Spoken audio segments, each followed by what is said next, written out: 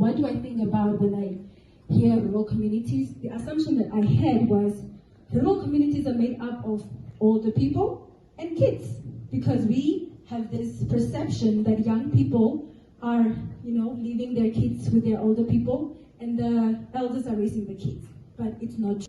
For me, rural areas was a catalyst to just really look at it and say, what is it in the rural communities that can support the vision of national development? I studied public management. In the class, we spoke a lot about public state-owned enterprises, so many things we visited, right? But we never had a conversation of rural communities, right? I've heard about green schemes that are taking part in the rural areas and all of that, but we've never truly explored the value of rural communities. And so I saw that when government, for example, would bring drought relief, because in my community, before the drought, we had a green scheme in our community. It provided jobs, provided opportunities, and it provided a standard of living for the community. But when the drought hit, people lost their living. They lost so much. Kids that were being able to send to school, because at that time we used to pay for primary education, they could no longer attend school, for example. So it really impacted the development of Ogombahe, which is where I'm from. And we started to rely heavily on the drought relief, on government intervention.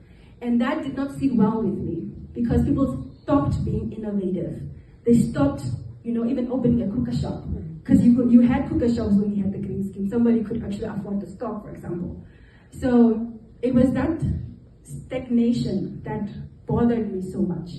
And for example, in the northern area with the flood, guys, it's impacting lives on such a grave level that if you're here in Windhoek, you're not able to identify and truly resonate with. But if you're in that community and you see children walking in the flood, deep up to their chest, the water is that high or that deep, right? So I want to ensure that with this background that I have, I am able to continue speaking to the correct people, helping them identify different ways they can intervene. And not just intervene to keep giving people leverage, but to provide an opportunity for someone to be capacitated, someone to have enough financial literacy information or knowledge to run a business, someone that if, for example, the French embassy has a project in Ogombahe, then they give money and the platform and the resources, that person is able to sustainably run that project.